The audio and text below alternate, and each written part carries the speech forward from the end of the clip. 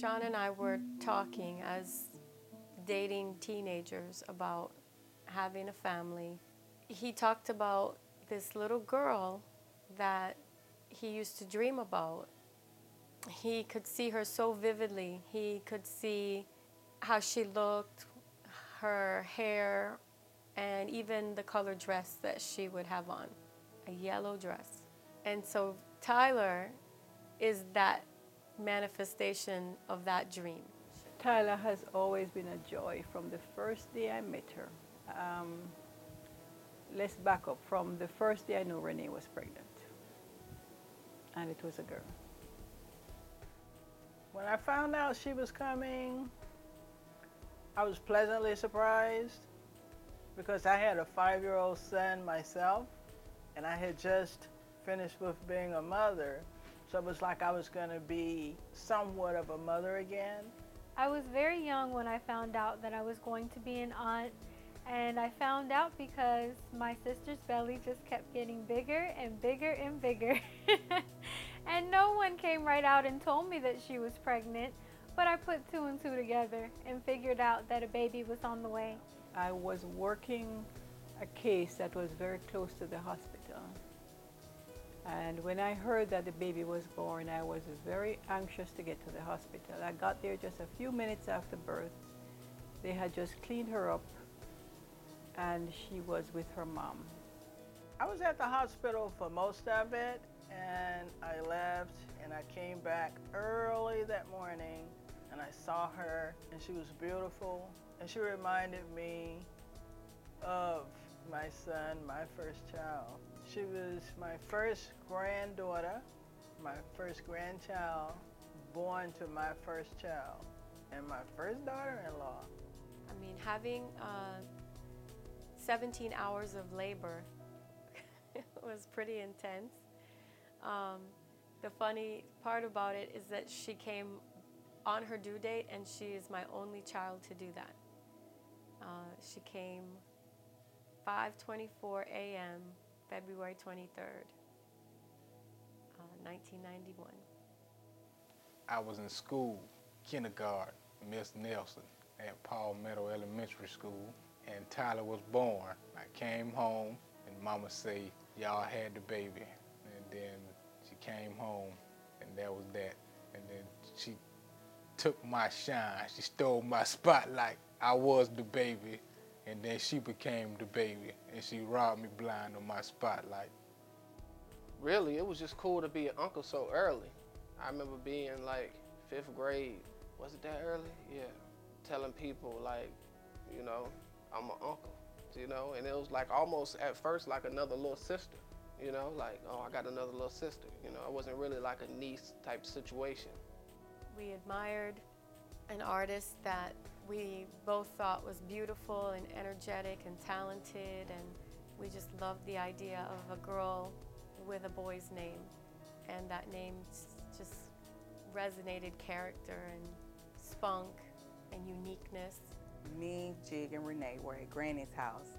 I think I had some material, or somehow we had some material, and it was made into a skirt and a headband for Tyler. It was striped denim material, blue and white, and I think she had on a little yellow onesie or a little yellow t-shirt and the headband. She was just so cute, and I guess we were playing dress up with her. As a toddler, I remember when she started talking, Renee brought her over for me to babysit her, and I was tired, and I told Renee that Tyler gave me a headache, but I wasn't mean about it. I was just telling her that I was tired and Tyler was a little bit much. Tyler heard. I didn't think she understood, and she did not entertain even looking at me for the next 2 weeks. And then I had to babysit her, and again, and she came over and she says, something to the effect like, do I still make you sick? Something to that. And then I realized that she wasn't speaking to me because she understood what I said, that, you know, I had to take Tylenol to deal with her, you know, So that made me know right then and there that she was smart and she would be a very smart child.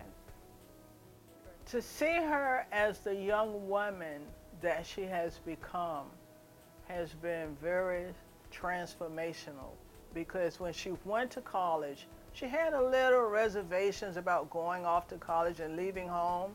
She said, but I've never been away from my mom and my dad ever. And we had to have the little family meeting to see where she was on that.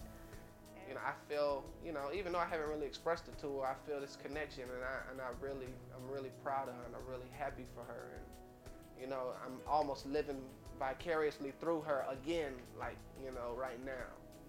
I can remember sitting at the kitchen table with Tyler after she graduated from high school, trying to decide if she wanted to stay home and go to Valencia or if she was ready to go off to school. And it just seemed like that was just yesterday. You know, she couldn't have picked a better school, if I must say so myself. Go Bulls. I couldn't be more proud. I think that she did exactly what she was supposed to do, exactly the way that she was supposed to do it. I feel like a proud uncle that I could say my niece graduating at 21 from a university. Tyler, when I look at you, I see such a vibrant, beautiful young woman. I always told you you are a diamond, and I really believe that I've given birth to a rare diamond, and I just want you to continue to shine in every way. I don't want you to second guess yourself. I want you to continue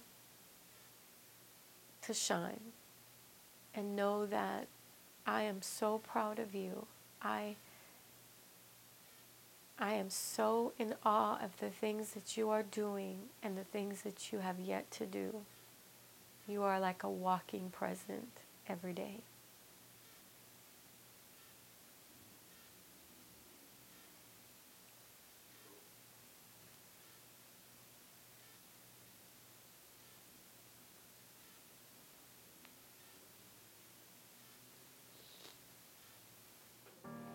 Tyler's special to me because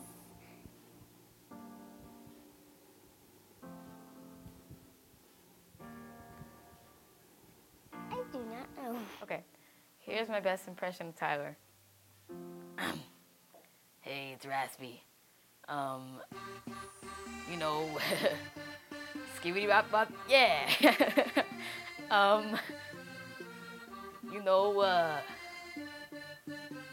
yeah.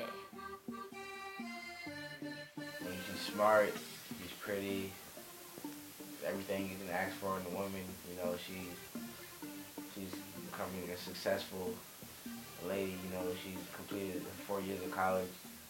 Her being my older sister, like the only older sibling I have, she was kind of like that default person that I would look up to. She's funny. She's punctual. She's happy.